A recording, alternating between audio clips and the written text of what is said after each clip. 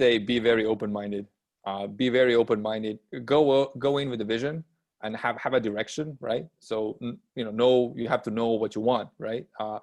But the way to get there, there's like literally like a million plus one ways. So the more open-minded you are, the better you adapt, because the journey to where we are now has been through like 4 or 5 pivots. And like very hard pivots from one industry to another through image analysis and text analysis and all that stuff. So just keep that in mind. As long as you have a vision where you want to go, but you keep an open mind, then you will get there faster, right?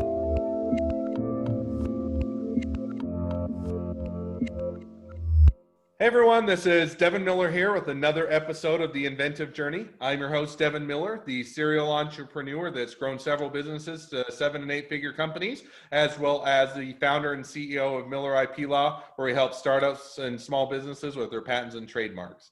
And today we have another great guest on the podcast, and I'm sure I'm going to slaughter your name, but I'll try my best. Indrek Vainu? Vainu, that's correct. Yep. Vainu. All right, and I apologize. I made my best attempt, but as a quick intro to Indrek, and I keep stumbling on the name, but I'll get it eventually. So he's currently working on an AI startup, and has about 8 people on the team. A little bit before that, you were born in Estonia when we talked a little bit before. Studied in the U.S., graduated, went back to Estonia, started working for a little while. Was hired on as a startup for machine learning, then worked at a private company for the universities, ran it for 3 years, and I think grew to over 70 people. And then you decided, hey, I want to do my own startup, do my own thing, found a co-founder, a CTO, and that kind of has evolved into where you're at today. Is that a fair summary or introduction? Yeah, that sounds about right. You know your stuff, so you told right. the whole story. All right, so now that I've given the brief intro, why don't we take a step back and go back to kind of when you're in Estonia growing up, and then go through that journey of how you got to where you're at today. Yeah, absolutely. So I was born and raised in Estonia, and it's this tiny country in the northeastern Europe. And at the time, of course, when I was born, it was the Soviet Union.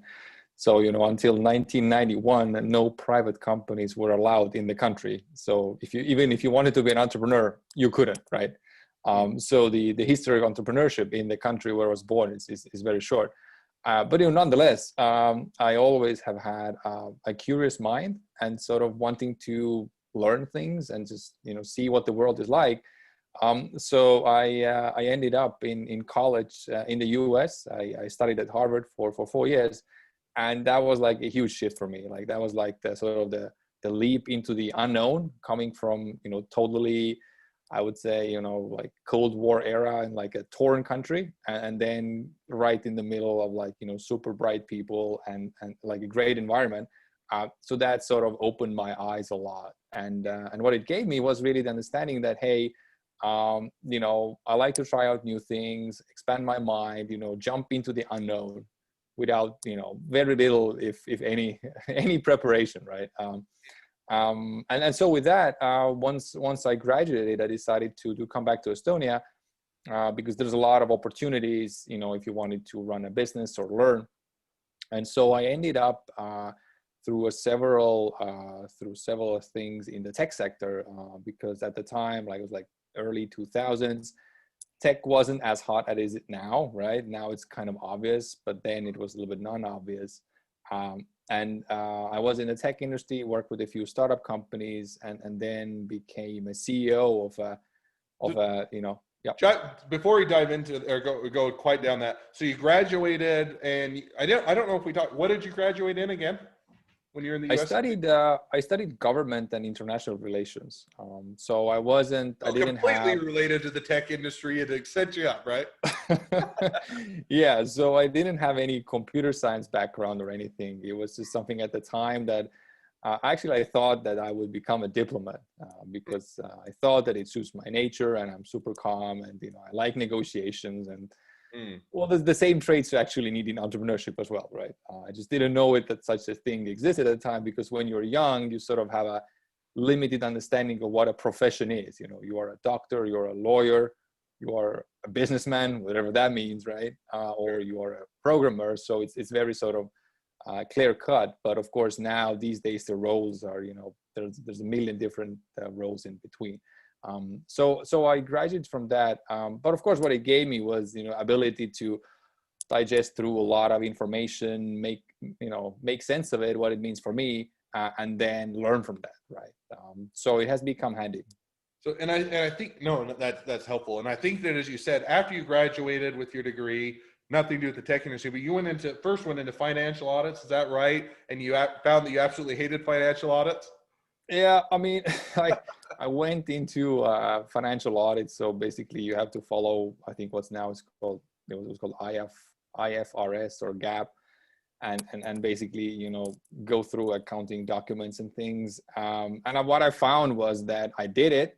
And, again, it was like one of those things that I jumped in, I think during a 1 year period I was there, I think I did audit in more than 40 companies. So everything from like manufacturing to forestry to whatever it was, right? So I saw a lot of companies, and that was exciting because, I didn't have any experience from those sectors or fields before. And, I crunched a lot of numbers, but from there I realized that, crunching numbers is good, but I want to be more creative. And, then, tech for me has that appealing of creativeness, creativity, because, there's the coding side, but then it's like, what should be coded in the first place and what should be a product and things like that. So sort of I shifted from a pure numbers world into a more, creative world, to put it like that. So you made the decision that you didn't like financial audits, or you hated them, whichever word is better.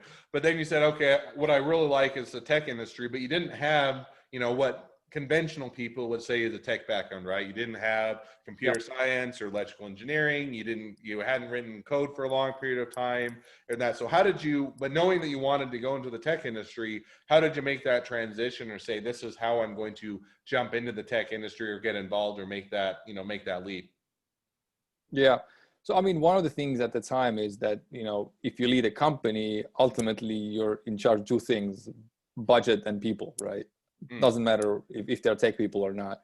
And so at the time, there was an opportunity to become, they were looking for a CEO of a software engineering company. I mean, it was called like a data science company at the time. Now it would be called machine learning.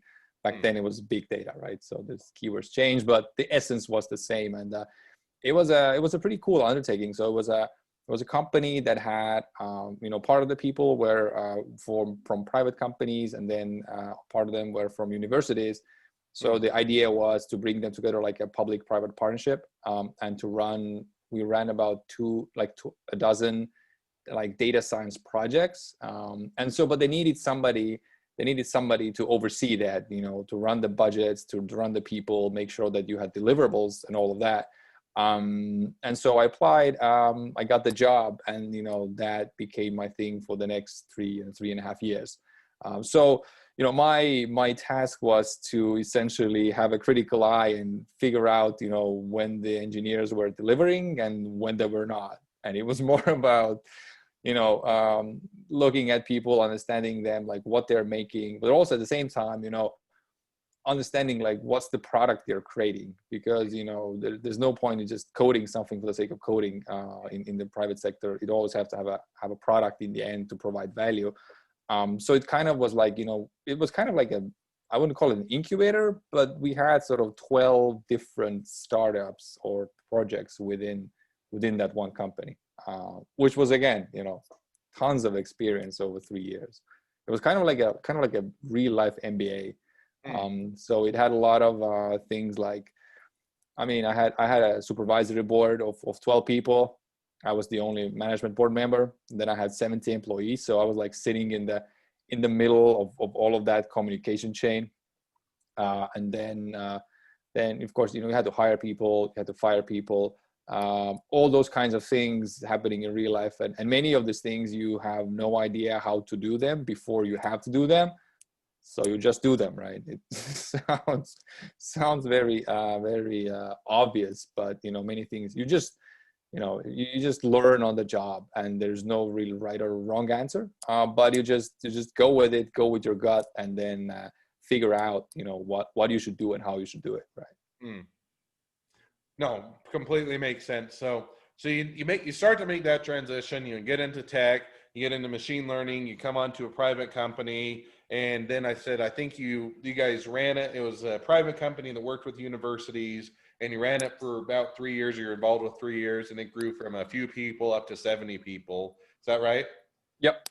So then you do that, and then you say, I think you talked about now, hey, I want to do this on my own, or I want to do my own startup. I want to own it. I want to direct it. I want to be involved, rather than building somebody else's company, doing your own. So then how did you make that next transition, that next leap from working with a tech company that, you didn't necessarily found, but you're in early on, to now starting your own?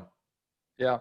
So it sort of relates back to, jumping into the unknown, like going from Estonia to college in the US, really having this, some call it the vision, some call it an hallucination, right? But whatever it is, you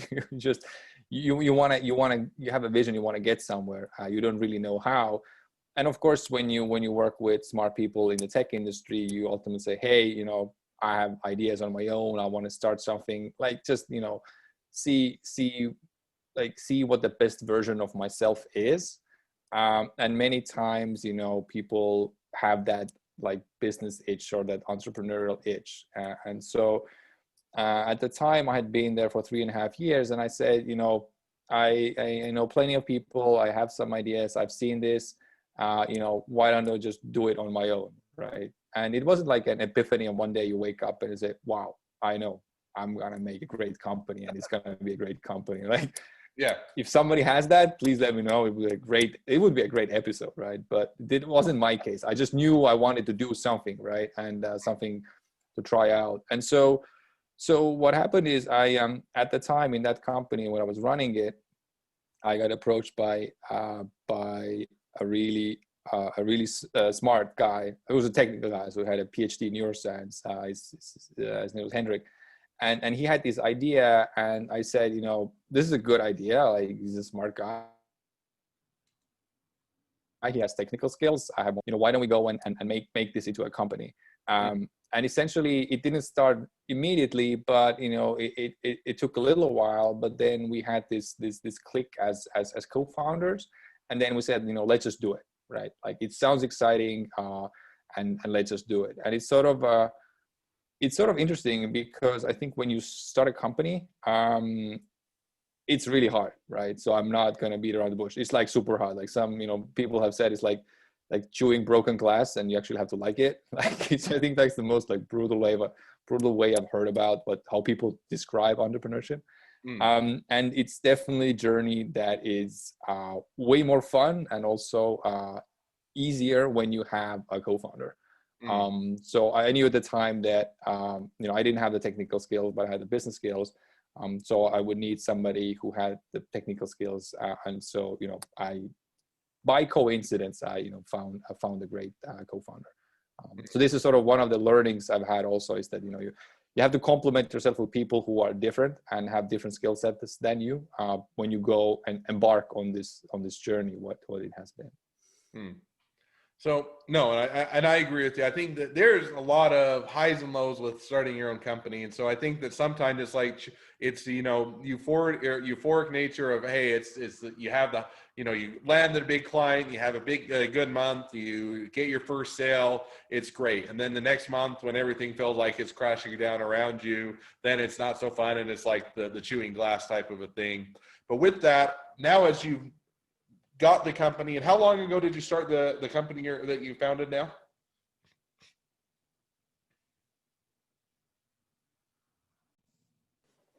All right, sorry, we're back. For some reason it cut right out on us and dumped me out, so No problem. we'll pick up from where we left off at. Yep. So we'll just act as if I'll just edit that out. But so you take so now, how long have you been doing the company you're at now? Almost 4 years. So you've been doing that now for almost 4 years, and doing that, you start out and, there's different stages of a startup. One is just having the idea and the fun of actually seeing if it'll work, and then building a company around it. Then as you get, you start to build that, you get into a productization. We actually now take the idea, make it into something that people actually pay us for, and then you start to get the money in, and now I have to make it more of an operational company. Right now we have to continue to deliver. So within those various stages, where would you say you're at today? I would say today we are at the place where, we have a product, we have paying customers. It's not so much about the new features in the product. It's more about SLAs and keeping it running. So I would say, we're like, where it's like 50% features and 50% SLA. That's where we're at. But we're of course not mature where it's just, let's keep the servers humming and, that's it, right? We're still very much a startup company. No, and I don't ever know when you actually or out of the startup company. If I've run companies for years now, and it still feels like a startup, no matter how much money we make, no matter how much successful it is in what we do, it always still feels like a startup to me. So, but I think you make the transition, and there's certainly a difference between the very first day you start on it versus when you start to make sales. Yeah. So you did that. So now as you're building it, you've had 4 years on it. Where do you see the next 6 to 12 months going for you guys? So for us, it's largely about product development, because you don't want to waste a good crisis. And I think from this crisis, startups in general, the strongest product will emerge as the winner. So what we're doing now is, over the years we've got because we work very tightly with customers. We understand their feedback. We have a feature list request that's longer than we can imagine. So with that, we're just making the product better. And one of the cool things about it is that you would think that in a space we're at, so conversational AI and messaging automation, you think like it's how difficult can it be? And if you're in there, you realize that it's super granular, like any space sort of. So you sort of just go down this niche and just see those things you want to do and improve and get better. And one of the things we're realizing now is that as the product evolves, you get ideas of what it actually could be, right? So it's like this classical story that you start out with something and then it grows like, oh, but this could be great, but what if no, actually they like this thing, and then we should have that. And so you sort of it's finding the right fit and getting the product to the place where you see that actually this is sort of the vision we've had as a company for a while, and this is what customers also appreciate. So finding that nexus, so that's what we're working on now. And of course, sales, but this is what startups do 24/7. So that hasn't changed. No, and I think that's as you enter the different phases, let's get and I hate the word minimally viable product. In my mind, it always makes it sound like let's put out the crappiest product we can. But you put out the product, you get the initial generation one going, and then I think to your point, now it's, hey, how do we make the product better? How do we polish it? How do we compete in the marketplace? How do we grow it? How do we expand our reach, and who's going to use it and all that? So I think that's an exciting time to be in. So now with that, as we're kind of getting towards the end of the podcast, I always have 2 questions I ask at the end. So maybe we'll jump to those now. So within your whole journey, the one question I'd ask is, what was the worst business decision you ever made? So there have been many. I would be lying if I said it was just one, right? There have been several mistakes made, but I think one of the broader themes is that you really get to know people, or you become better at reading them. So we had a case where we wanted to work through distributors because ultimately it's an enterprise sales model, and it's easier to find connections abroad through maybe distributors. And so we had this one distributor. We had a customer. We did the work. It was a great virtual assistant. It worked and did all this stuff. And he ran away with most of the money, right?